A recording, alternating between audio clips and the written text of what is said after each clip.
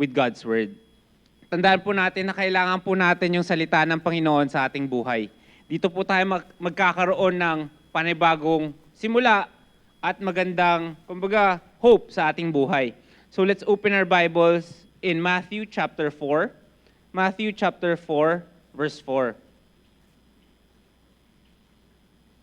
Matthew chapter 4, verse 4.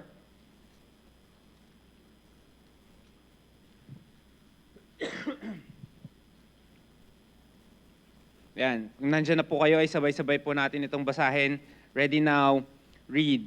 But he answered and said, "It is written, man shall not live by bread alone, but by every word that proceeded out of the mouth of God." So tayo po ay manalangin. Panginoon, salamat po sa inyo. Salamat, Panginoon, sa araw na ito na binigay niyo sa amin na kami ngayon ay nandito sa inyong bahay pananambahan upang kami po ay makapakinig ng inyong salita. Tulungan niyo po habang kami nakikinig ay buksan niyo po ang aming isip at ang aming puso at kayo pong kumausap sa amin, Panginoon. At pagkatapos po namin mapakinggan ang salita ninyo ay mas mamahalin po namin kayo at mas mapapalapit kami sa inyo. Lahat ng ito ay nilalapit po namin sa inyo. In Jesus' name we pray. Amen. Pwede na po kayo maupo. Nasa second month na po tayo ng taon na ito. Napakabilis po, di ba? Nung last month, January, lahat ng tao nagrereklamo. Ang reklamo is napakatagal naman ng January. Parang hindi matapos-tapos yung January. Pero ngayon, nasa last week na po, almost last week na po tayo ng Feb. Di ba? Napakabilis ng panahon. So, kamusta po yung mga resolutions natin? Kamusta po yung mga sinabi natin nung December na ito yung gagawin ko for this year? Or ito yung gusto kong mangyari for this year? Ito yung mga goals ko. Kamusta po yung mga goals natin? Medyo nagagawa ba natin? Medyo malapit na ba nating nasimulan na ba natin? Or slowly but surely sinusubukan natin? Tandaan po natin that God wants to use His Word para bigyan po tayo ng fresh start sa buhay po natin. Kasi mahirap po na magkaroon ng fresh start kung sarili lang natin, kung gagamitin lang natin yung sarili po nating kakayanan. Yung salita ng Panginoon, ito po yung pwedeng magbigay sa atin ng panibagong simula. Kasi po, kapag tayo sa tao, lagi tayong merong mga records. Lagi tayong merong mga tinatago na hindi natin mapakawalan. If we want a new beginning, kung gusto natin ng panibagong simula, kailangan po natin ng pagbabago. Kung gusto natin ng maka-move forward tayo, kailangan po nating may alisin tayo sa ating sarili. Siguro po, di ba, nung sabi ko nga sa inyo, lahat tayo during the new year, meron tayo sabihin na nating a new me, a new start. Gusto natin, Lord, help me become more mature. Or Lord, develop mo naman ako. Lahat yan yung sinasabi po natin. Pero just like a phone, a laptop, or a computer, or a tablet, kapag nagiging mabagal na po yung gamit natin, ano yung ginagawa natin dyan? Dinidelete natin yung app. Dinidelete or nire-reset natin yung cellphone natin. Fina-factory reset, inaalis natin lahat ng laman. Lalo na pag medyo luma na yung phone natin. Diba? Bumabagal na talaga yan. Kasi maraming memory. Kumbaga, napupuno yung memory nung cellphone na yan, kaya hindi niya na nakaka-perform ng tama. So, anong kailangan natin gawin? Kailangan natin delete, kailangan natin i-reset. Ganon din po sa buhay po natin. Yung mga baggages natin, yung mga hirap natin, kailangan natin ibigay lahat sa Panginoon. At doon po natin makikita sa salita ng Panginoon yung a promise of fresh start and a renewed hope. So balik po tayo dun sa verse na binasa po natin kanina, sa Matthew chapter 4. Pero this time, umpisahan natin ito sa verse 1 up to verse 4. Sabi sa verse 1, Then was Jesus led up of the Spirit into the wilderness to be tempted of the devil. And when he had fasted 40 days and 40 nights, he was afterward and hungered. And when the tempter came to him, he said, "If thou be the Son of God, command that these stones be made bread." But he answered and said, "It is written, man shall not live by bread alone, but by every word that proceeded out of the mouth of God." So ito po, itong scenario na to dito sa Matthew chapter 4, Ito po yung after na mabaptize ni Jesus. Ito po yung after na mag-submit sa baptism. And then, dito po makikita natin na gustong ipakita at gustong i-demonstrate ni Jesus na just like us, di ba, syempre nagkatawang tao po siya. And just like us, pwede rin po siya matempt. Just like us, pwede siyang itempt ng kaaway. Pero ang pagkakaiba lang po dito is that ang nagtempt sa kanya hindi lang yung mga alagad ni Satan, kundi the devil himself. Diba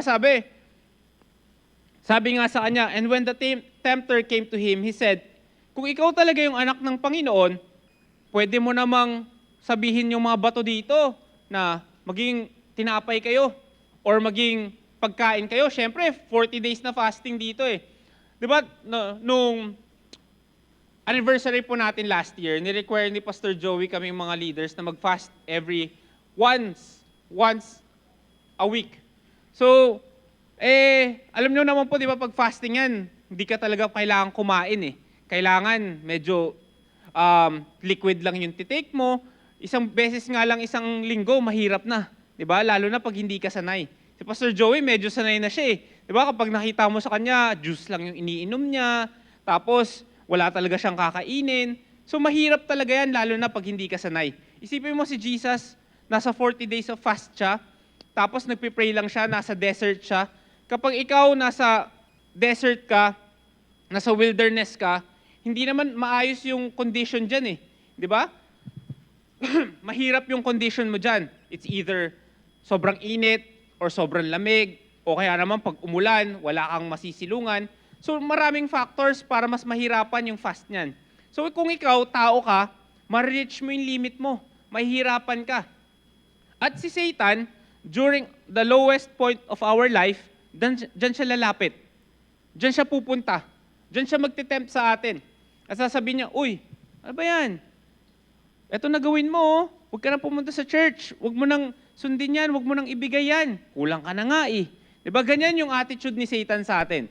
Kung kailan tayo nasa baba, kung kailan tayo hirap na hirap, tsaka niya tayo papasukan ng mga salita, tsaka niya tayo ititempt. At doon po pinakita ni Jesus that He endured temptation para maka-identify siya sa atin. At para mapakita niya yung character niya sa atin. So di ba sabi sa kanya ni Satan, uy, di ba ikaw yung anak ng Panginoon? Ibig sabihin, may power ka. Ibig sabihin, kaya mo yan. Kaya mong i-turn into bread yung stone na yan. Pero makikita po natin yung answer doon ni Jesus. Sabi niya, it is written, man shall not live but by bread alone, but by every word that proceeded out of the mouth of God. Tandaan po natin yung sinabi doon na hindi lang naman nabubuhay ang tao sa pagkain, kundi sa salita ng Panginoon. Yun po yung problema natin sa buhay natin this morning. Na-exert na po natin yung all of our efforts sa lahat ng mga bagay. Napuntahan na natin yung kailangan natin lahat ng puntahan, na-applyan na natin yung kailangan nating applyan, na nahinga na natin yung kailangan natin nahingaan, pero hindi tayo lumalapit sa Panginoon. Hindi tayo humihingi ng tulong sa Panginoon. Nakalimutan natin na siya palagi yung ating source. Kaya nga po, lagi nating dapat ma-realize na kapag pumasok tayo sa ministry, kapag tinanggap natin yung Panginoon bilang ating tagapagligtas, meron na po tayong target sa likod po natin. Para po tayong naglaro ng isang game. Halimbawa, ano ba yung naglaro tayo ng isang game. Tapos dyan sa video game na yan, lagi kang may opposition. Lagi kang may kalaban. Diba sabi nga po sa John chapter 10 verse 10, yung kaaway natin, the thief, cometh not but for to steal, to kill, and to destroy. Yun yung goal ni Satan. Hindi niya goal na pasayahin yung buhay natin. Hindi niya goal na paginhawain yung buhay natin. Hindi niya goal na bigyan ka ng ngiti. Siguro yung temptation niya sa'yo, kapag nakita mo, kapag just like Jesus, di ba? Gutom na siya. Tapos ang temptation sa kanya is, gawin mo ng tinapay yung bato na yan. Kapag tinignan natin to in a worldly standard, masarap kumain lalo na pag gutom ka. Di po ba? Masarap na kumain lalo na pag pag starving ka na eh. Siguro, sasaya ka in a moment, pero ano naman yung effect nun sa buhay mo? Ganun po si Satan sa atin. Feeling natin masaya yung temptation niya na ibibigay sa atin. Oy, huwag ka na mag-church, magpahinga ka na lang. O kaya naman, huwag ka na pumunta dyan sa Bible study nyo. Gimmick ka na lang, alis ka na lang. O kaya naman, huwag mo na sundin yung sinasabi ng pastor mo. Huwag mo nang follow yung standards ng church nyo. Masaya in a moment, pero yung consequences will always be there. Diba? Ang goal naman ni Satan, hindi tayo maging masaya eh. Ang goal ni Satan is malayo tayo sa ating Panginoon. And kapag wala tayong alam sa salita ng Panginoon, naku, madali niya tayong makukuha. Yun po yung goal ni Satan. His goal is to steal, to kill, and to destroy us. Tandaan po natin na may totoo po tayong kaaway. Hindi po imaginary kaaway si Satan. Hindi po imaginary kaaway yung devil na, naku, wala naman yan, kaya natin yan. Gusto niya pong pasukin yung buhay natin. Gusto niyang pasukin yung family po natin. Gusto niyang i-destroy kung ano yung ini-establish ng Panginoon sa buhay po natin. Ano ba yung gusto niya? Ang gusto niya is lumayo tayo sa kalooban ng Panginoon. Yun yung number one goal sa atin ng ating kalaban. So paano po natin lalabanan to? Paano po natin sasalagin yung mga temptation ni Satan? Kailangan po natin ang salita ng Panginoon. Without the Bible, we cannot know God. Kapag wala ang salita ng Panginoon, hindi po natin malalaman kung ano ba yung kailangan natin gawin. Marami pong promises ang Panginoon, pero hindi po natin ito makiklaim kung wala po tayong alam sa salita niya. Siguro narinig natin, siguro napapakinggan po natin sa preaching, siguro nasabi na sa atin, pero kung tayo mismo hindi natin alam ang salita ng Panginoon, sayang lang po yung mga pangako niya sa atin. God wants to give all of His promises sa atin, pero it starts with His Word. Are we investing time sa salita ng Panginoon? Tayo po ba ay gumagawa ng paraan para magkaroon ng time sa pagbabasa ng salita ng Panginoon? Kung gusto po natin ng fresh start, kung gusto po natin ng magandang panimula, kung gusto po natin ng pag-asa, wag na po tayo tumingin sa kung saan-saan pa, kundi nasa salita lamang po yan ng Panginoon. Doon lang po natin pwedeng makita yan. Di ba nga po ang Bible is often compared to a seed. Kino-compare siya sa isang seed na kapag tinanim mo, kapag nagkaroon na ng root sa puso mo yan, it begins to grow and sprout and bear fruit. Kailangan taniman lang natin. Minsan, mahirap talaga magbasa eh. Minsan, mahirap mag-invest ng oras. Pero doon natin mag-differentiate yung mga tao na tumatagal sa kalooban ng Panginoon at doon sa mga nawawala. Kapag ikaw hindi ka deeply rooted sa salita ng Panginoon, mabilis ka matatangay, mabilis ka mawawala, mabilis ka ma-offend. Pero kapag nandun ka sa salita ng Panginoon, lahat yan sasabihin mo, sige, kaya natin yan. Magagawa natin yan. Tandaan po natin na kapag tinanim natin yung seeds ng salita ng Panginoon sa ating puso, ito po yung babago sa buhay natin for the better. Minsan, akala natin wala lang yung salita ng Panginoon. Pero kapag tinatanggap natin, ginagawa natin, magbabago po yung buhay po natin dyan. Sabi nga sa John chapter 6, verse 63, "It is the Spirit that quickeneth, the flesh profiteth nothing. The words that I speak unto you, they are spirit and they are life." Yung salita na sinasabi sa atin ng Panginoon, yung salita na sinasabi na naririnig po natin, yung mga salita na nababasa po natin mula sa Biblia, they are full of spirit and they are full of life. So ngayong umagang ito, if you want a fresh start, if you want pag-asa, tumingin lang po tayo sa salita ng Panginoon. Diyan po tayo makakakuha ng encouragement. Diyan po tayo makakakuha ng, kaya mo pa yan, magagawa mo pa yan. Yung salita ng Panginoon, hindi lang po yan parang isang libro na pagkatas natin basahin, itatabi na natin sa shelf, or kada linggo, dun lang natin bubuksan kapag may Bible study, tsaka natin titignan. Yung salita na yan, may buhay po yan. Yung salita na yan, nandyan po yung Spirit ng Panginoon. At etong salita na to, eto po yung pwedeng magbago ng buhay po natin. Hindi po ito sabihin na natin parang advertisement or parang isang gamot na no approved therapeutic claim. Diba? Pag nakita mo niyan, ibig sabihin niyan, hindi talaga kami sure kung effective yan sa'yo. Pero pinag-aralan namin yan. Parang ganun. Diba? Pero yung Bible po, approved po yan. Yung Bible is proven. Yung Bible ay pwede nating makakuha ng totoong sagot sa mga problema po natin. Tandaan po natin na without God's Word, hindi po tayo pwedeng maligtas. Kung wala ang salita ng Panginoon, hindi tayo pwedeng makakyat sa langit. Kung wala po ang salita ng Panginoon, hindi po natin malalaman na namatay yung Panginoon para pagbayaran po yung kasalanan natin. Kung wala po ang salita ng Panginoon, hindi po natin malalaman yung purpose niya sa buhay po natin. Napakarami pong importansya ng salita ng Panginoon sa buhay natin. Kaya nga po, dapat, kung tinanggap na natin ang Panginoon bilang ating tagapagligtas, dapat parte na po ng buhay natin yan. Dapat kasama na po natin yan sa ating journey, sa ating Christian life. Kung wala po ang salita ng Panginoon, feeling natin superior tayo. Feeling natin magaling tayo. Pero kapag tinignan po natin yung Bible, doon natin makikita na pare-pares lang tayong sinners. Sabi nga sa Romans chapter 3 verse 9, di ba? What then? Are we better than they?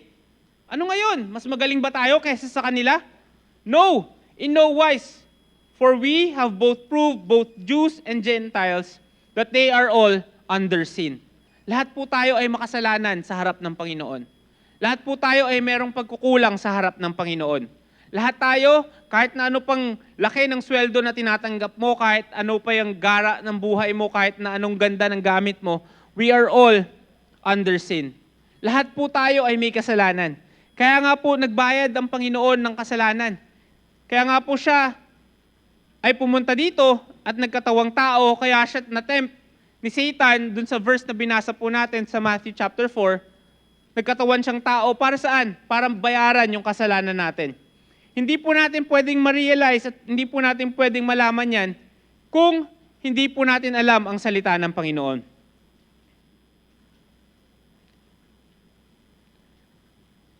Yung salita po ng Panginoon, ito po yung pwedeng mag-transform ng society natin. Ito po yung pwedeng mag-transform ng buhay po natin. Ba't ba tayo nagkakaroon ng soul winning? Ba't ba tayo lumalabas? Ba't ba tayo nagre-reach out?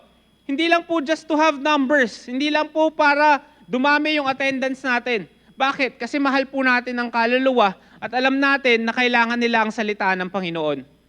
Yun po yung motivation at yun po yung goal natin. Hindi po pwedeng mag-transform yung mga projects. Sabihin na natin yung basketball, yung sports, or sabihin mo na yung feeding program. Hindi lahat yan pwedeng mag-transform ng buhay. Pero yung salita ng Panginoon can transform our lives.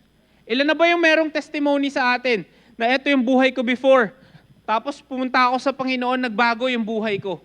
Hindi lang po yan puro sabi, kundi buhay at testimony po nila yan.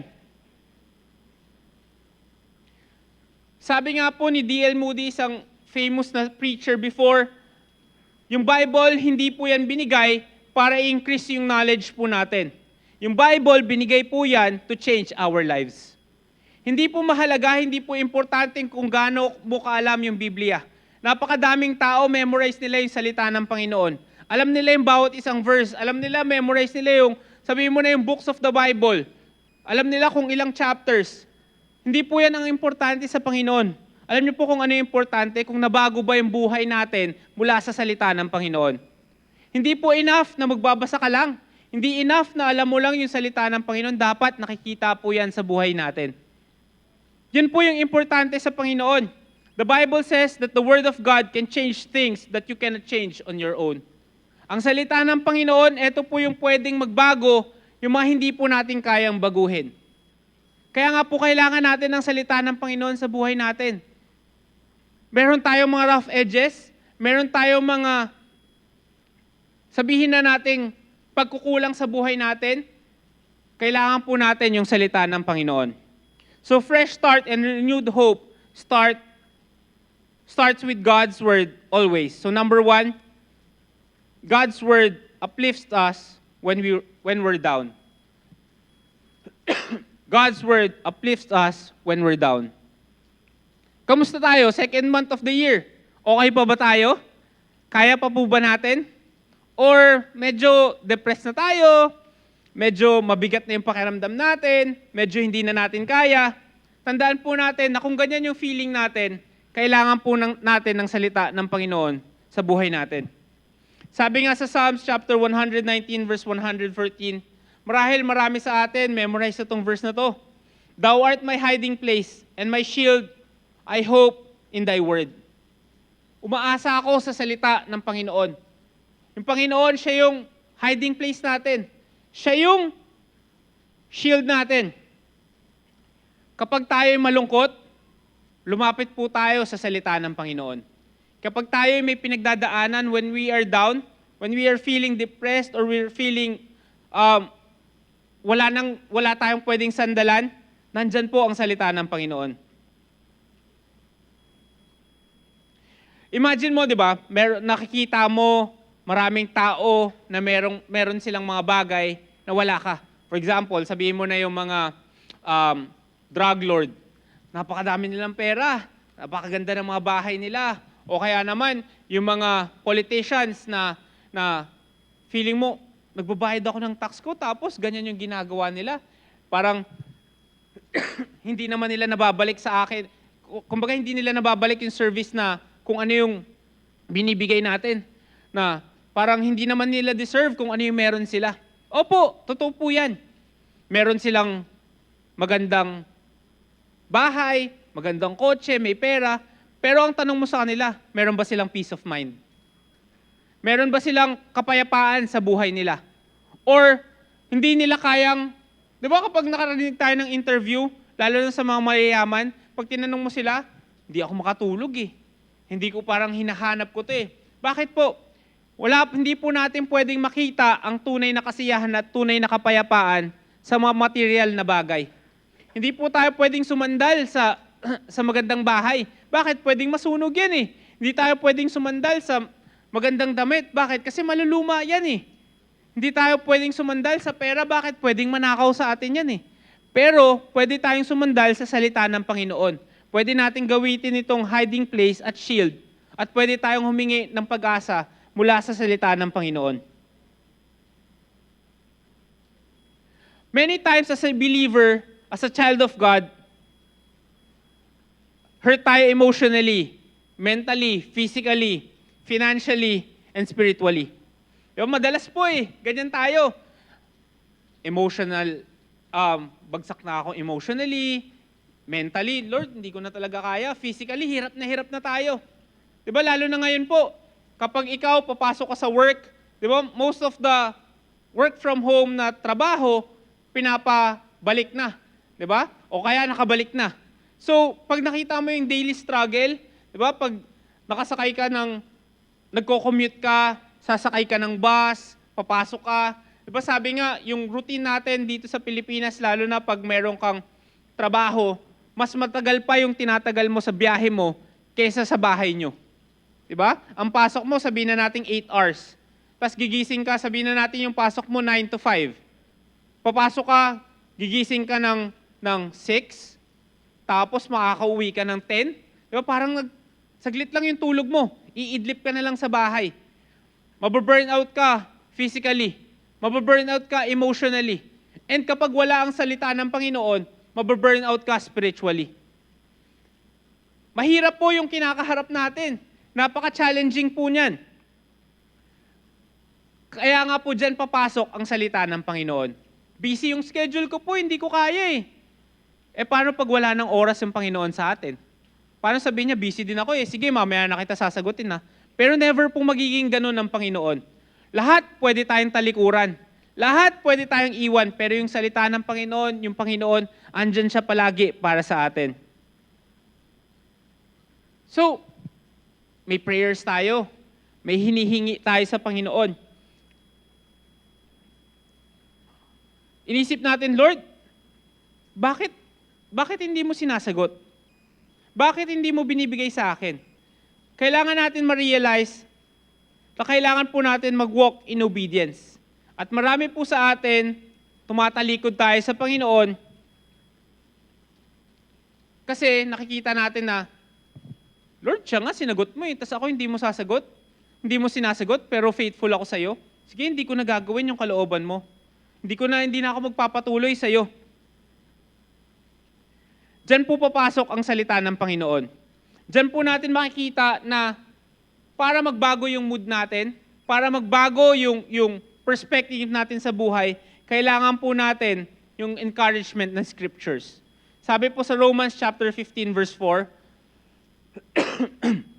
For whatsoever things were written aforetime were written for our learning, that we, through patience and comfort of the scriptures, might have hope. Lahat ng nasulat sa salita ng Panginoon is written for our encouragement. Was written for our learning. Yan lamang po ay nakasalalay kung tatanggapin ba natin ang salita ng Panginoon. Minsan kasi nakasulat na sa salita ng Panginoon eh, pero tayo mismo yung nag-reject. Tayo mismo yung sumasalag. Tayo mismo yung umaayaw. Minsan, pag nasa simbahan tayo, pag nag-preach si pastor, nag-preach yung isang preacher, nagsabi ng isang verse, para namang hindi nakaka-encourage yung preaching ni pastor, para namang pinapagalitan ako, para namang sinisermonan ako. Minsan ganyan talaga ang salita ng Panginoon. Pero alam niyo po, lahat ng verses na yan are meant for good. Are meant for our learning. Hindi masaya, hindi magandang pakinggan, hindi okay na gawin. Pero kailangan po natin sa buhay po natin. Kaya nga po, as Christians, dapat gawin natin, mag-set tayo ng time, mag-ayos tayo ng oras, mag-invest tayo ng oras sa pagbabasa ng salita ng Panginoon. Bakit po? Kasi if we have a quiet time with God, if we have a personal time with God, at nagbabasa tayo at nagbe-meditate tayo at nakikipag-usap po tayo sa Kanya, doon po natin makikita yung goodness ng Panginoon sa buhay po natin. At kapag nagbasa tayo ng salita ng Panginoon, nakita po natin yung goodness ng Panginoon, magiging grateful po tayo. Makikita natin na, ay, blessed pa pala ako. Ay, mahal pala ako ng Panginoon. Mawawala yung complaining po natin. Mawawala yung pag-grumble po natin. Start being grateful and stop complaining. Kapag tayo ay isang Kristiyano, dapat hindi po tayo laging nagko-complain. Paano natin madadala yung pamilya natin kung tayo mismo yung nagrereklamo? Kung tayo mismo hindi naririnig sa atin yung mga blessing. Kaya nga po, mahirap yung buhay. Mahirap yung pinagdadaanan. Mahirap yung mga dinadala po natin. Pero dapat makita po natin na maging grateful po tayo kahit ano yung sitwasyon. Sabi nga sa Philippians chapter 2 verse 14, do all things without murmurings and disputings. In other words, ano man yung gagawin mo, lumayo ka sa pagko-complain at maglayo ka sa arguing. Bakit? Kasi wala pong gandang madadalayan sa buhay po natin. Kapag nagreklamo ka sabihin mo na, di ba, nagko-commute ka, and then, na-traffic ka, kahit naman anong reklamo mo, hindi naman bibilis yung traffic na yan eh. O kaya naman, umulan ng malakas. Tapos sabi mo, ano ba yan, umuulan na naman? Wala rin namang mangyayari. O kaya naman, sobrang init, pawis na naman ako. Diba? Ganyan na nga yung sitwasyon natin, puro reklamo pa po yung sinasabi natin. Puro reklamo pa po yung ginagawa po natin. Hindi po talaga gagaan yung buhay natin. Ano po yung gustong gawin ng Panginoon sa buhay po natin? Gusto niya na magkaroon po tayo ng joy and thanksgiving sa buhay natin.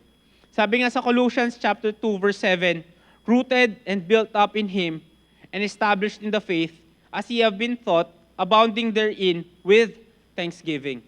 rooted and built up in Him and established in the faith, as ye have been taught, abounding therein with thanksgiving. Mahirap pong magbigay ng thanksgiving sa Panginoon kapag hindi ka rooted sa salita niya.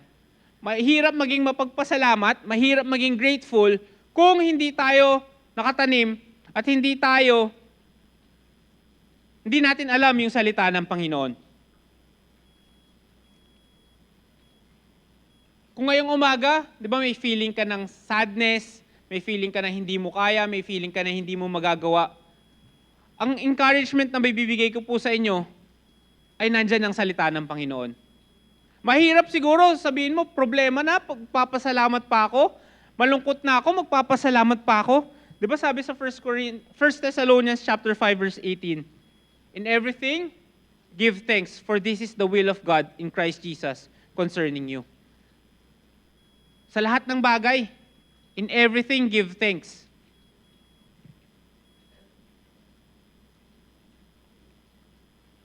Marami po tayong hinihingi kay God. Tapos kapag hindi po binigay sa atin, malulungkot tayo, ma-offend tayo, mawawala tayo sa simbahan. Pero hindi po ba tayo pwedeng magkaroon ng self-reflection? Hindi pa tayo pwedeng tignan yung sarili po natin na marami tayong hinihiling kay God. Marami tayong pinagpipray sa Panginoon. Pero gumagawa ba tayo ng mga aksyon na mapapansin tayo ng Panginoon?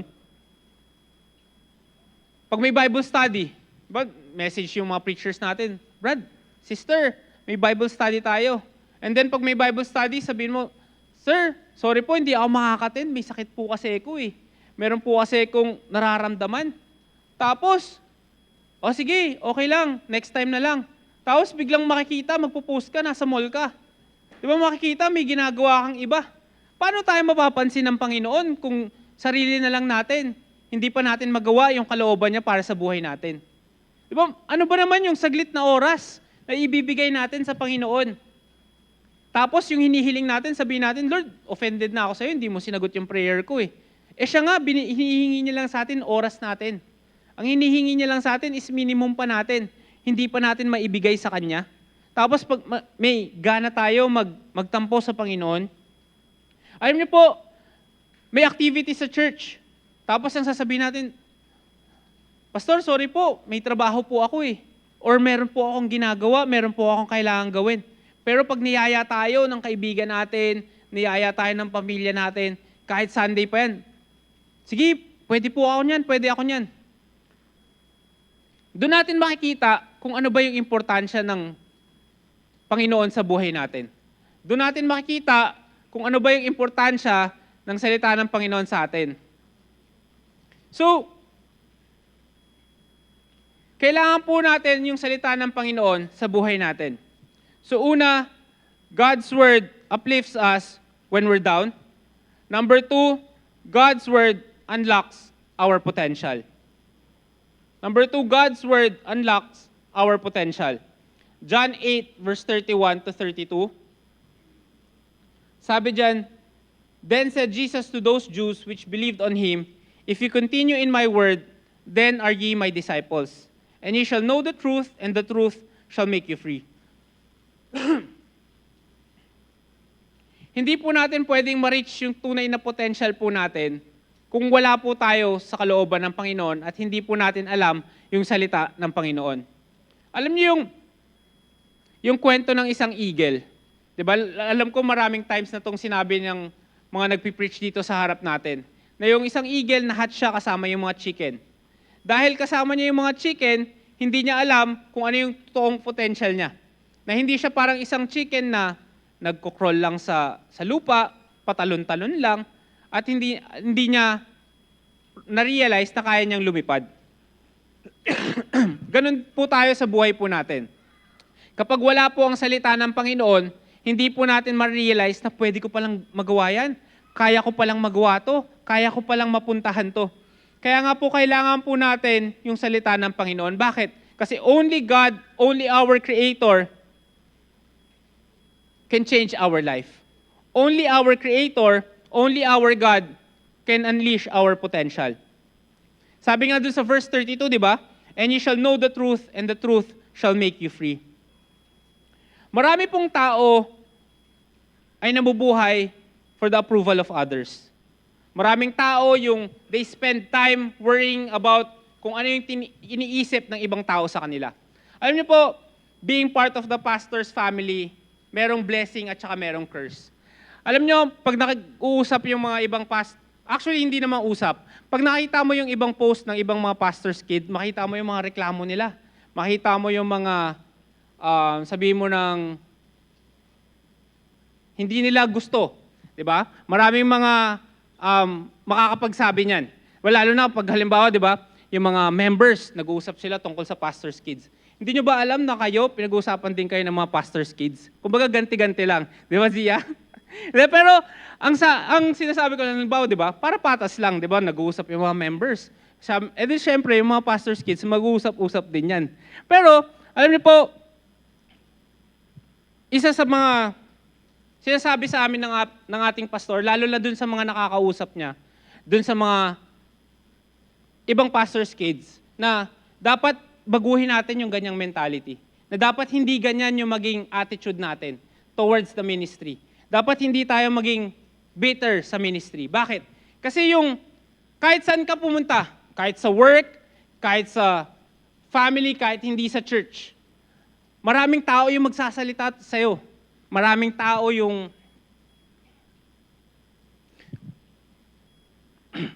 magsasabi ng kung ano-ano sa'yo.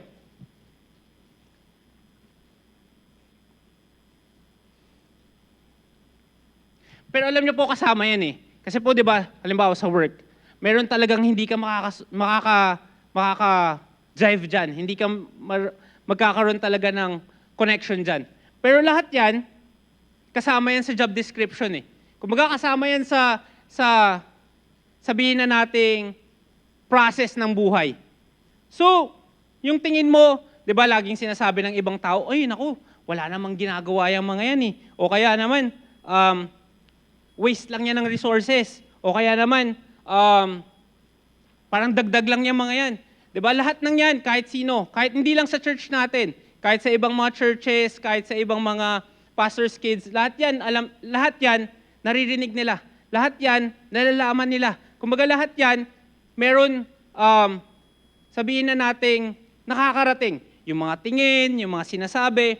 Pero alam niyo po, laging ini-instill, hindi lang sa amin, kundi sa ibang mga pastor's kid. Lalo na kapag after service, maririnig mo si Pastor Joey, nandun siya sa bahay, tatawagan niya lahat ng mga, sabihin na nating anak-anakan niya. And then kakamustahin niya, oh, nakita ko to wag mo nang sabihin yan, o kaya wag mong gawin to, wag mong patulan yan. Laging yun yung sinasabi niya sa lahat sa amin. Diba? Normal na maging bitter ka, normal na magalit ka, normal na mag-react ka, pero lagi niyang sinasabi na, hayaan mo na sa Panginoon yan. Ibigay mo na lahat sa Panginoon yan. Bakit? Kasi sa Panginoon, doon natin makikita, kumbaga, doon matitest yung character mo. Diba? Pag ikaw tao ka, lagot ka sa akin. Yari ka sa akin. Alam niyo po, yung mentality minsan ng mga anak ng pastor, bakit sila nawawala? Hindi dahil sa, sabihin na nating, sa tatay nila. Minsan dahil sa mga tao na nakapaligid. Diba? Na, yung tingin sa kanila, ano ba naman yan? Ba't ganyan? Pero alam niyo po, si Pastor Joey is magandang blessings sa maraming mga tao.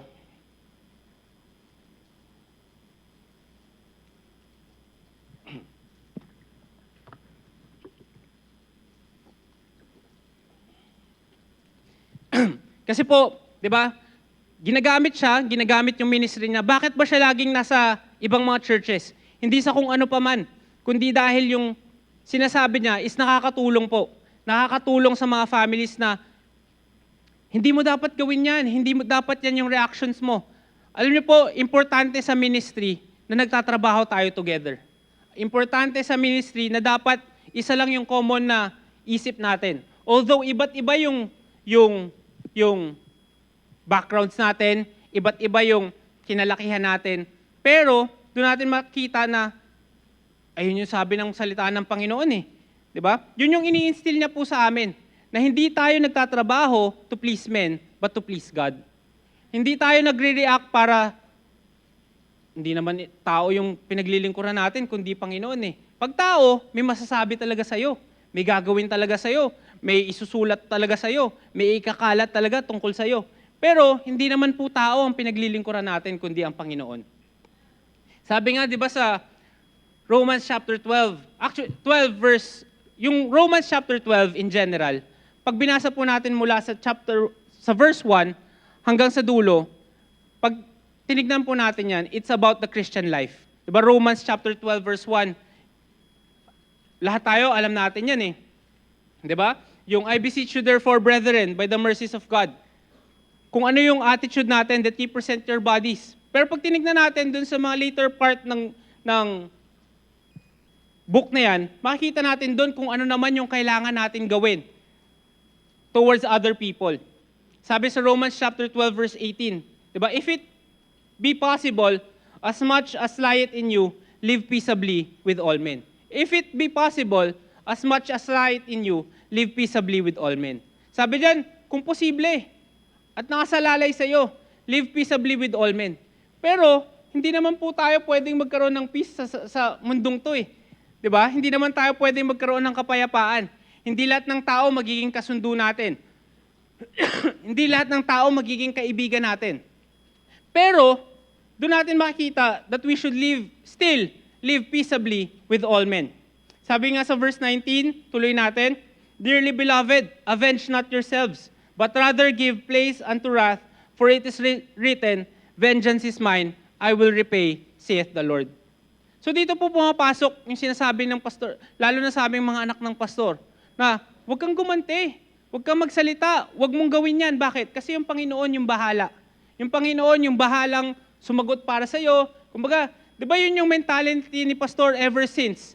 For the past 10 years, yun yung lagi niyang sinasabi, na hindi ko kailangang sumagot, hindi ko kailangang i-defend yung sarili ko, hindi ko kailangang protektahan yung pangalan ko. Bakit? Kasi yung Panginoon yung bahala sa akin. Yung Panginoon yung bahalang mag-shield sa akin. As a human being, may defense mechanism po tayo eh. Meron tayong mechanism na nagsabi sa'yo, o sige, gantihan natin. May ginawa sa'yo, sige, gantihan natin. Pero kapag tumingin po tayo sa salita ng Panginoon, kapag may gumanti sa'yo, hayaan mo. Pag may gumanti sa'yo, sige, okay lang yan. Bakit?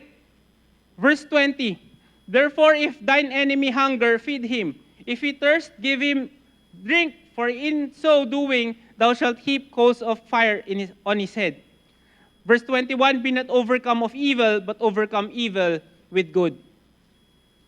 Sabi dun sa verse na binasa natin kanina, di ba, avenge not yourselves. Kapag meron kang kalaban, pakainin mo. Kapag meron kang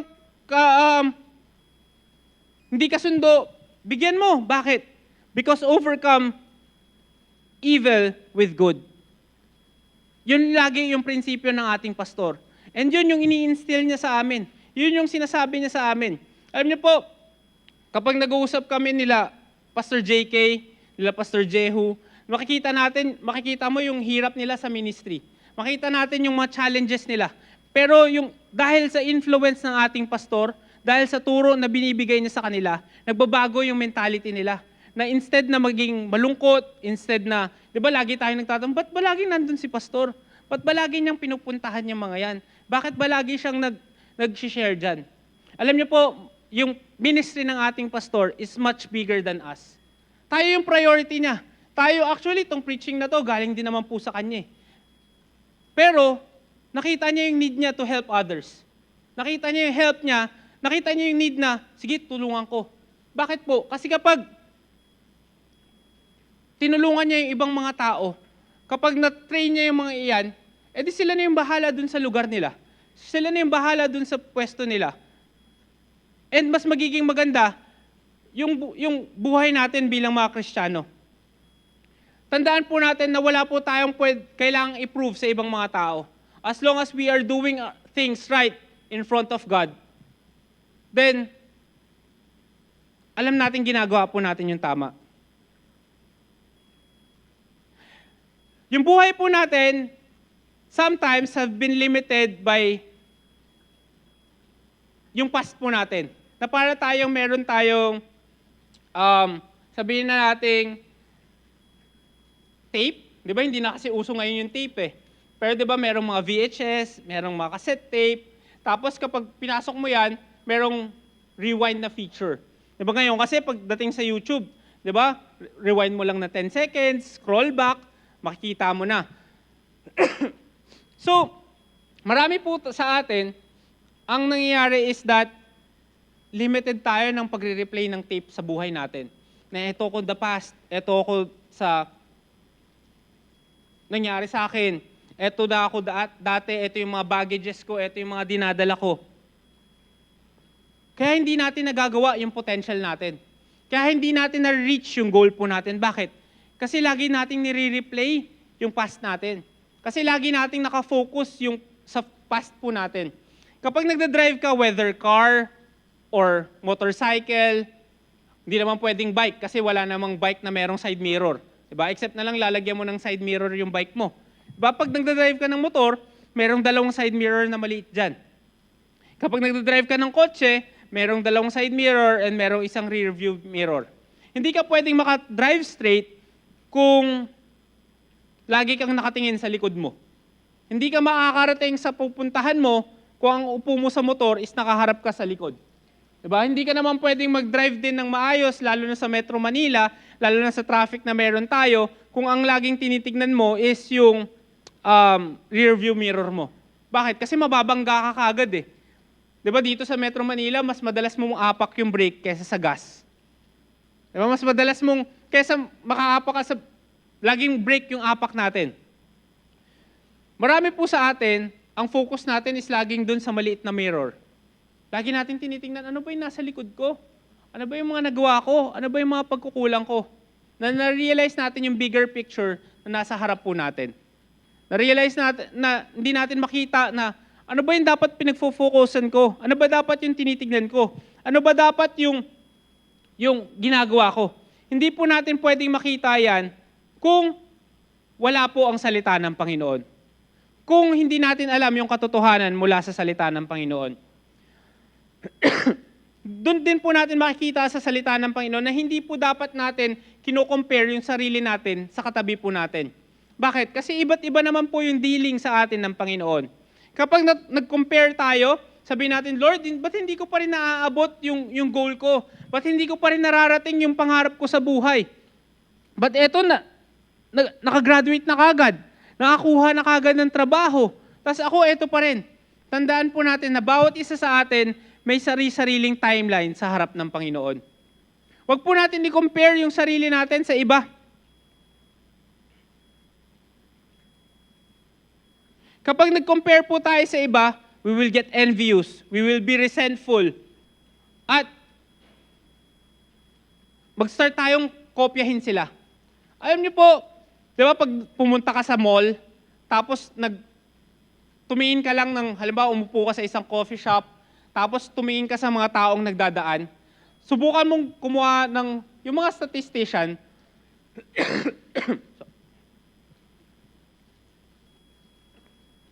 di ba, umupo ka dyan, tapos tignan mo yung mga tao.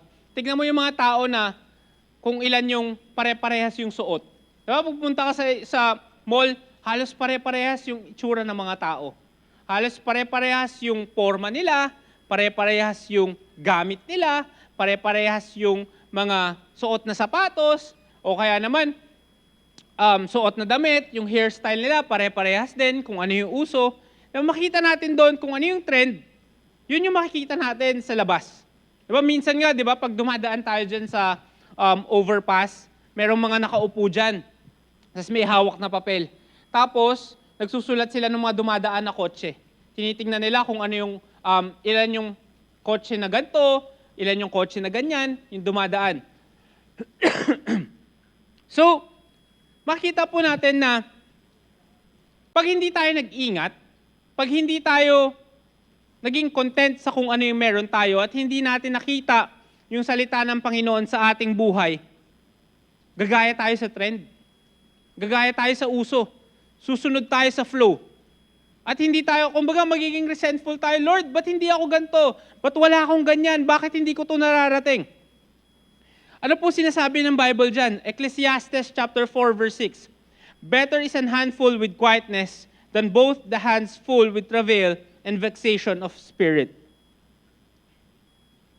Dito po sa verse na to, it teaches us about contentment. Better sin handful with quietness. It is better to have less and be content. Tahimik. Than to have more, pero constantly grasping for further success. Dito natin makikita na minsan, mas maganda pa yung sakto lang, yung tama lang. Kaysa yung hinahabol mo yung success, hinahabol mo yung mga bagay na hindi mo naman dapat habulin. Dahil po sa social media, mas madali nang i-compare yung sarili mo sa ibang mga tao. Di po ba? Mag-scroll ka lang eh. Mag-scroll ka lang, tumingin ka lang. Facebook, Instagram. Makita mo dyan, wala akong ganito ah. O kaya naman, parang pangit nung akin ah. Kulang nung akin ah. Doon po natin makikita na nawawala yung focus po natin. Nawawala yung gusto po natin sa buhay po natin. Kaya nga po, we should stop comparing ourselves to other people and start being content with God kung ano yung binigay po sa atin ng Panginoon. So paano po natin gagawin yan? Ano po yung pwedeng actions natin na pwedeng magawa? Una, we should learn God's Word. Basic na basic. Dapat alam po natin yung salita ng Panginoon. Kumbaga, pinakamababa lang po yun eh. Dapat alam natin yung salita ng Panginoon. Bilang Kristiyano, dapat nagbabasa po tayo ng salita ng Panginoon. Dapat nag-aaral po tayo ng salita ng Panginoon. Sabi sa Psalms chapter 119, verse 105, Thy word is a lamp unto my feet and a light unto my path. Ang salita ng Panginoon, ito yung maglalight sa harap po natin. Sabi nga po, di ba, kapag ikaw, nasa bahay mo ikaw, kahit napatay yung ilaw dyan, di ba, pag gabi, halimbawa natulog ka, tas you need to go to the restroom, kahit nakapikit ka, memorize mo yan eh. Di ba, kahit nakapikit ka, pwede mong kapain lang, tas alam mo na makakapunta ka na. Pero, kapag nandun ka sa isang unfamiliar na lugar, nakitulog ka sa isang bahay, tapos biglang gigising ka, biglang pupunta ka sa CR, tapos nakapatay yung mga ilaw, syempre mahihiya kang buksan eh. Diba? So kakapaka ka, baka mahulog ka pa nga sa hagdan. Bakit? Kasi hindi ka familiar eh. So ano yung kailangan mo? May cellphone ako eh. Sige, bubuksan ko yung ilaw na ito para hindi ako madapa. Ang salita ng Panginoon ay ganun po. Kailangan natin ang salita ng Panginoon to light our way. Kailangan natin ang salita ng Panginoon para hindi tayo malubak, para hindi tayo maligaw, at hindi tayo magkaroon ng maling turn. Diba? Nakapunta na kayo siguro, lalo na sa mga nagda-drive. Kapag hindi maganda yung headlight na nasa sasakyan mo, kapag pumunta ka sa isang, sabihin mo ng madilim, sobrang dilim na kalsada, laging yung pagdadrive mo niyan, di ba, naka-focus ka eh. Lagi ka nakatingin sa harap. Bakit? Kasi ina-anticipate mo, baka meron ako mabangga, baka dead end na to, o kaya naman baka merong humps dito. So, kailangan po natin ang salita ng Panginoon para ma-unlock yung potential natin. Para makita kung ano ba yung kailangan nating gawin sa buhay natin. So una, we should learn God's Word. Number 2, we should accept God's Word.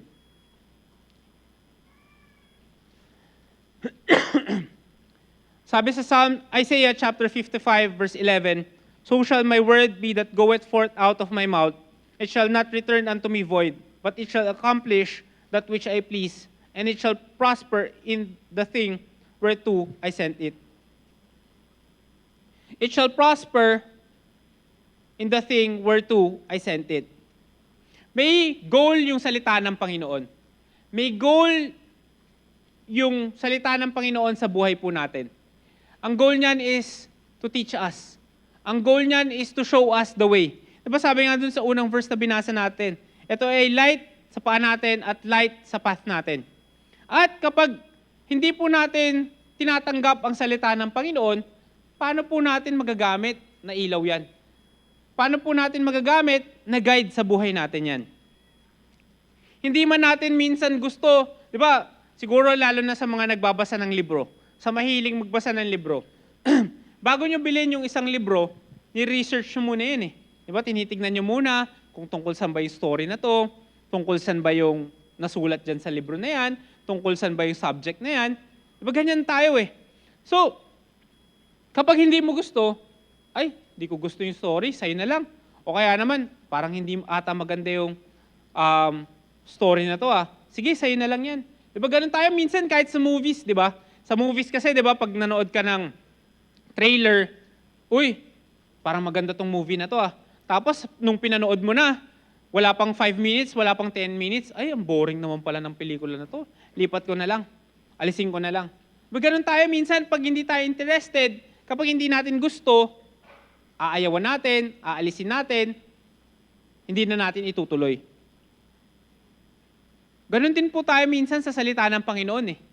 Kapag hindi natin gusto, kapag hindi, feeling natin hindi bagay sa atin, hindi natin tanggap, ayoko niyan, hindi yan. Pero dapat makita po,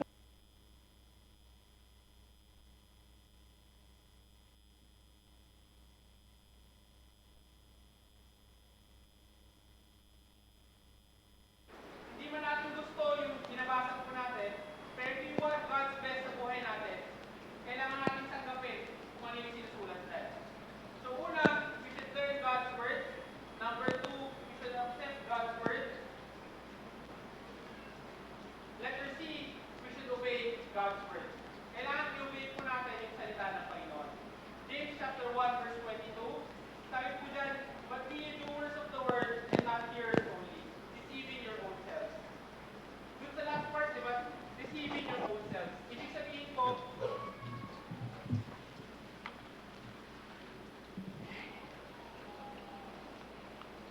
ibig sabihin dyan, kapag hindi po natin ginagawa yung sinasabi sa Biblia, niloloko lang po natin yung sarili natin. Halimbawa, nandito ka sa simbahan natin ngayon, nakapakinggan mo yung salita ng Panginoon, and then hindi mo ikakapit sa buhay mo. Then niloloko lang po natin yung sarili natin. Then sinasayang lang natin yung oras natin.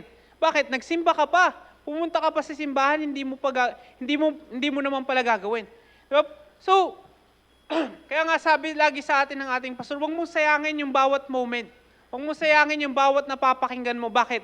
Kasi kailangan mo yan sa buhay mo. Huwag tayong tagapakinig lamang. Huwag tayong tagaupo lamang. Kundi dapat ginagawa din po natin. You can't just learn God's word and accept God's word. Kailangan gawin din po natin yung salita ng Panginoon. Then let's go to point number 3. God's word utterly transforms our lives, not just inform us. Ang salita ng Panginoon, hindi lang po ito nag-i-inform sa atin. Hindi lang po ito parang isang newspaper na nagbibigay ng information sa atin. Kundi ito rin po yung magbabago ng buhay natin. Ang salita ng Panginoon, ito lang po yung may kakayanan na pwedeng magbago sa buhay natin. Diba? Dun po, balik tayo dun sa verse na binasa natin. But be ye doers of the word and not hearers only, deceiving your own selves. Dapat ginagawa, dapat kumikilos, dapat nakikita sa buhay po natin. Madaling magsabi ng salita ng Panginoon. Alam niyo po, di ba, pag tumingin ka sa social media, maraming discussions about ano yung best version ng Bible. Ano yung magandang version ng Bible. Pero alam niyo po, ano yung pinakamagandang version ng Bible? Is when you translate it into your life. Ang best version ng Bible ay kapag nakikita ang salita ng Panginoon sa buhay mo. Kapag nakikita yung salita ng Panginoon sa buhay po natin. Alam niyo po, mahirap minsan gawin yung mga sinasabi sa Biblia. Mahirap sundin yung mga sinasabi. Kahit ako naman parang, Lord, kailangan ba talaga? Kailangan ko ba talagang gawin to? Kailangan ko ba talaga tong pakinggan? Kailangan ko ba talaga tong i-discuss? Kailangan ko ba tong sundin? Oo, kailangan mo. Bakit? Kasi yun yung pwedeng magbago sa buhay mo Alam niyo po, di ba, lagi nga naming sinasabi na kapag kasama mo si Pastor Joey, parang lagi kang may preaching. Di ba? Minsan, pauwi na lang kami sa bahay, galing kami dito, magtuturo pa siya sa amin. Sasabihin pa niya sa amin, eto dapat ginagawa mo, o eto dapat yung attitude mo, o eto dapat yung mentality mo, dapat ganito yung puso mo. Di ba isipin mo, uuwi ka na lang, sinasabihan ka pa, di ba? Pinagpipreachan ka pa. So makikita mo doon na si pastor, para magbago ka, bibigyan ka niya talaga, hindi ka niya titigilan. Di ba pag may nakita siya ng mali sa'yo, sasabihin niya, ipo-point out niya, at sasabihin ka niya ng verse. Di ba? So, sabi mo, pag ikaw, sige, okay po, sige, susundin ko po. Madali ba? Kaya ba? Mahirap. Pero kailangan, bakit? Kasi kailangan natin ng salita ng Panginoon eh. Hindi pwedeng mag-transform yung buhay natin kung wala ang salita ng Panginoon. The best version of the Bible, wag na natin punta dun sa wag na tayo mag-dive into details dyan kasi di ba mahabang discussion na yan eh. Pero ang best version ng Bible, natatranslate mo ba sa buhay mo? Nagagawa mo ba sa buhay mo? Nakikita ba sa buhay natin yung salita ng Panginoon? Ang salita ng Panginoon should give us a bigger heart, not a bigger head. Ang salita ng Panginoon, dapat pinapalaki yung puso natin. Dapat pinapaganda yung paglilingkuran natin, hindi pinapalaki yung ulo po natin. Minsan, feeling natin dahil nasa posisyon tayo, uy, malaki na to, kaya ko na to. Hindi po. Di ba dito sa church natin, ini-instill sa atin na if you are a leader, dapat servant ka. Na dapat kung ikaw ay nasa posisyon, dapat ikaw yung unang-unang kumikilos. Ikaw yung unang-unang gumagawa. Kaya nga po, bilang mga preachers, di ba? Kami yung number one na naglilingkod. Kami yung number one na kumikilos. Bakit? Kasi yun yung turo ng ating pastor. Hindi lang tiga-utos. Di ba nakita naman po natin, lahat tayo, di ba? Lahat tayo gumawa ng missions conference. Di ba? Ang bawat isa sa atin, nag-serve. Yung bawat isa sa atin, nagbigay. Yung bawat isa sa atin, nag-contribute. Di ba katulad nga po ng preaching ni Preacher Rene nung last time, hindi tayo naniniwala dun sa equal giving. Baga hindi tayo kung ano man yung kaya mong ibigay, kung yan yung best mo, pagpapalain yan ng Panginoon. Di ba yun yung mentality natin sa ating simbahan. Hindi tayo palakihan ng ere, hindi tayo pagalingan. Kundi ano ba yung puso natin? Mas malaki yung puso, mas nakikita yung Panginoon sa buhay po natin. We should always remember that the Word of God should not make our heads bigger, kundi yung puso po natin.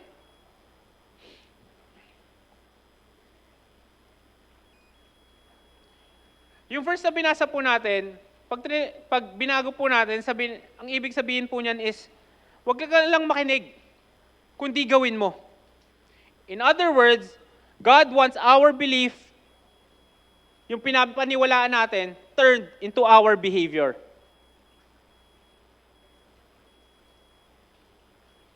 Yung purpose po ng Bible, hindi po ito kumbaga para pakita lang kung ano yung mali natin. Minsan kasi, ang feeling natin, yung Bible parang listahan lang ng mali ko. Yung Bible parang listahan lang ng pagkukulang ko, ng mga to-do list ko. Pero hindi po. Ang Bible po ay binigay sa atin para baguhin yung buhay po natin. Diba yung Bible is described in many ways. Minsan, tinatawag tong hammer. Diba? Sabi sa Jeremiah chapter 23 verse 29, "It's not my word like as a fire, saith the Lord, and like a hammer that breaketh the rock into pieces." Diba? Parang ang salita ng Panginoon, para minsan hammer eh. Pinupukpuk tayo. Minsan dinudurog yung paniniwala natin. Dinudurog yung puso natin. Minsan masakit. Diba? The Bible is sometimes called a hammer. Minsan, parang espada. Diba? Sa Hebrews chapter 4 verse 12, "For the word of the Lord is quick and powerful, sharper than any two-edged sword, piercing even to the dividing asunder of soul and spirits and joints and marrows."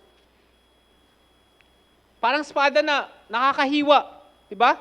Parang, pag tinignan natin yung last part ng verse 12, parang namang scalpel. Diba? Parang pag inooperahan ka, yung gamit ng mga doktor, diba yung napakatulis na maliit na knife, na pag hiniwa kang ganyan, mabilis magtatagos. Diba? So, parang ganun ang salita ng Panginoon. Masakit. Minsan ayaw nating tanggapin, pero kailangan natin. So yun yung Bible. It's a hammer. It's a sword, it's a scalpel. Pero alam niyo po, minsan, ang description din ng salita ng Panginoon is a milk, a water, a bread. So nasa sa atin po kung paano natin tatanggapin yung salita ng Panginoon. Yung Bible, dinidescribe siya as a milk. Sabi sa 1 Peter chapter 2, verse 2, as newborn babes, desire the sincere milk of the word that ye may grow thereby. Paano naman bilang tubig? Sa John chapter 4, verse 14. But whosoever drinketh of the water that I shall give him shall never thirst. So dito po makikita natin yung different descriptions ng Bible. Paano mo ba tatanggapin yung salita ng Panginoon? Like a hammer? Like a sword? Or like a bread? Or like a milk? Pero either way, kahit ano pa yung tingin natin sa Biblia, etong Biblia na to, ito po yung pwedeng magbago ng puso po natin. Ito po yung pwedeng magbago ng buhay po natin. Kung dati irresponsible ka, you will become responsible. Kung dati fearful ka, ngayon magiging courageous ka. Kung dati demanding ka na tao, ngayon you will be a servant. Kung dati galit na galit ka, ngayon you will have peace in your life. Yun po yung trabaho ng Biblia. Yun po yung trabaho ng salita ng Panginoon. Yun po yung gustong makita ng Panginoon sa buhay po natin.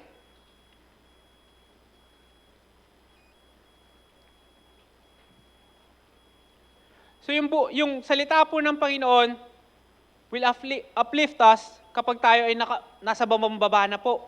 Number 2, God's Word unlocks our potential. Number 3, God's Word will transform our lives. And then number 4, God's Word upholds the truth sa ating pagbibigay. Marami po tayong pangangailangan. Start pa lang ng year, feeling mo yung budget mo, parang kulang na. Lord, bigyan mo naman ako ng increase sa sweldo. Tumataas na naman yung gas, tumataas na naman yung gasul, tumataas na naman yung mga groceries, lahat-lahat tumataas. Alam niyo po, para makayanan po natin, kailangan po tumingin tayo sa salita ng Panginoon. 2 Corinthians chapter 9, verse 6, but this I say, which soweth sparingly shall reap also sparingly, and he which soweth bountifully shall reap also bountifully. If we want God to bless our life, kailangan po natin magtanim sa harap ng Panginoon. Don't expect God's provision without practicing God's principle.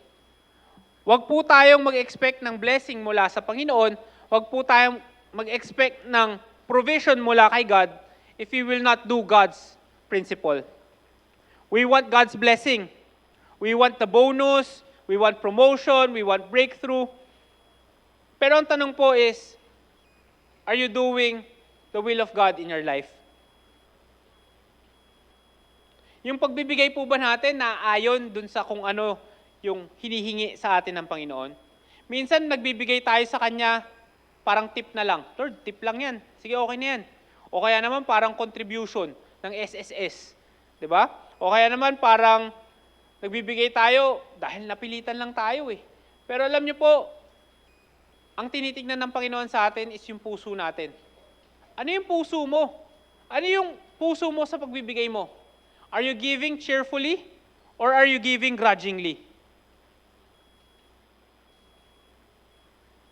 Kaya nga po, as cheerful givers, kailangan po ibigay natin, huwag nating hanapin or huwag natin ibigay kung ano yung wala tayo. Ang ibigay natin, cheerful giving is giving what I have. Ano ba yung meron ka? Ano ba yung kaya mo? Ano ba yung pwedeng ibigay mo? Then yun yung ibigay po natin. Kaya nga po, di ba sa panahon natin ngayon, huwag tayong mamuhay sa takot. Kasi kapag namuhay po tayo sa takot, hindi po talaga tayo makakapag-serve. Hindi tayo makakapagbigay. Bakit? Sabihin mo, preacher, pastor, importante po kasi yung bawat isang sentimo sa akin eh. Importante po kasi yung bawat isang pera ko. Parang pag nabawasan po to, wala na po akong budget. Hindi naman hinihingi ng Panginoon, malaki yung ibigay natin eh. Ang hinihingi ng Panginoon is bigay po yung best natin. Are you willing to give your best to God. Una, cheerful giving is giving what I have. Number 2, cheerful giving is sharing what I receive from God. Lahat po tayo may tinatanggap sa Panginoon. Lahat po tayo ay merong, kumbaga, nakukuha mula sa Panginoon. At doon po natin makikita na willing ba tayo i-share dyan. Kapag tayo ay nakatanggap ng blessing mula sa Panginoon, hanggang doon na lang yan. Pero once we share it, once we give it, doon tayo pagpapalain ng Panginoon. Alam niyo po, our God is a God of second chances and fresh starts. Yung Panginoon po natin, gustong-gusto niya tayong bigyan ng fresh start. Habang patuloy po tayo sa 2024, siguro meron tayong mga dreams, meron tayong mga gustong gawin na feeling natin na hindi na matutupad, hindi na mangyayari. Pero alam niyo po, wag po tayong sumuko. Wag po tayong umayaw. Why? Dahil merong pong opportunity na gustong ipakita yung Panginoon sa atin. So, kung gusto po natin ng fresh start, kailangan po we should stop making excuses for not starting. Minsan kasi kaya hindi tayo nakakapagpatuloy, hindi tayo nakakapaglingkod sa Panginoon kasi we are making excuses. Hindi ko kayang gawin to, hindi ko to mararating, hindi ko to magagawa. Ano po yung mga common excuses po natin para hindi tayo magsimula? Para mawalan tayo ng pag-asa? Diba? Una, I have failed in the past.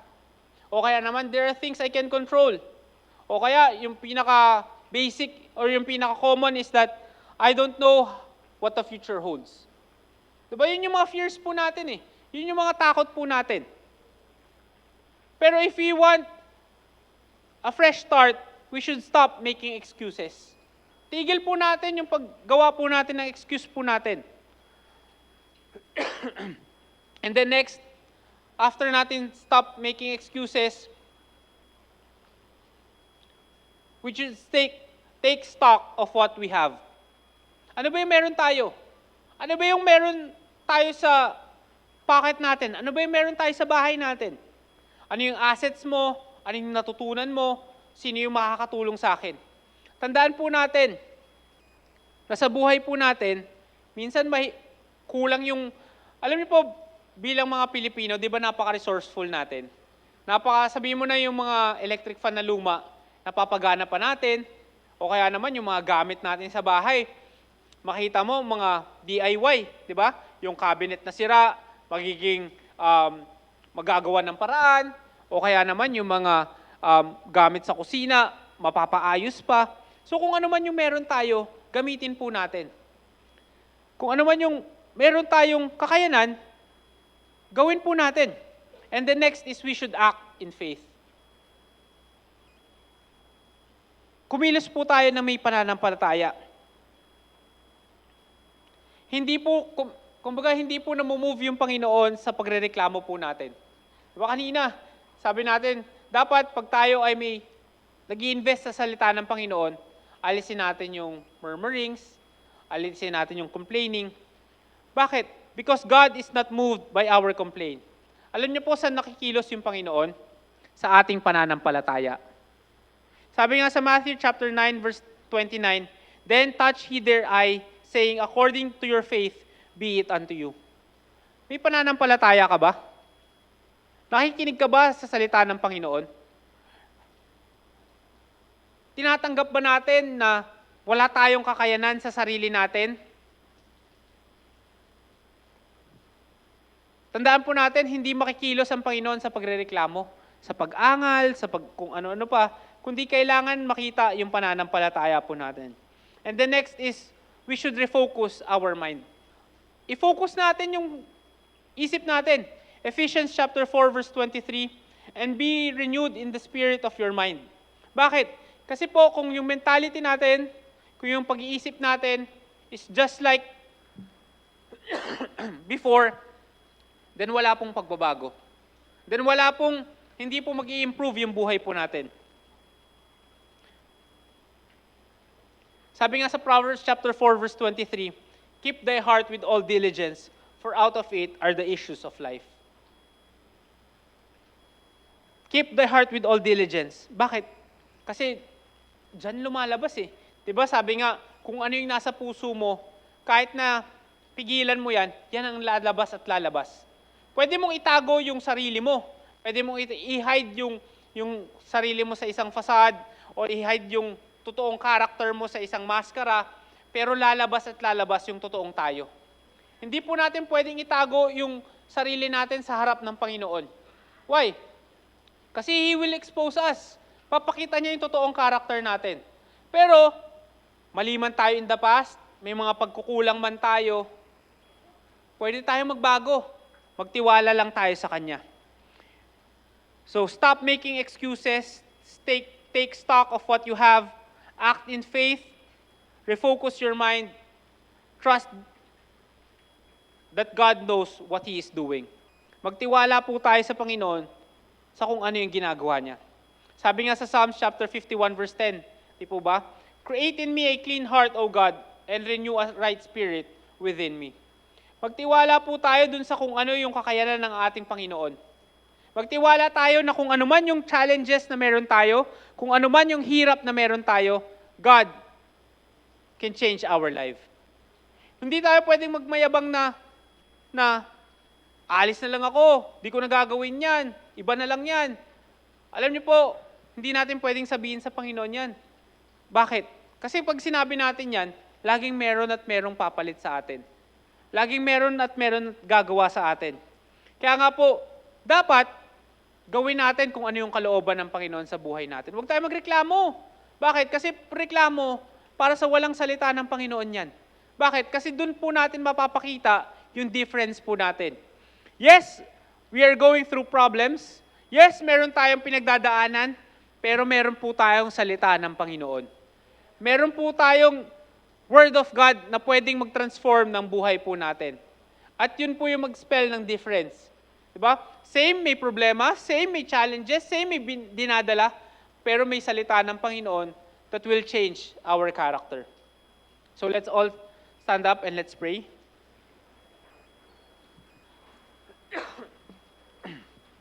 Panginoon, salamat po sa inyo. Salamat, Lord, sa blessings na inyong binigay sa amin.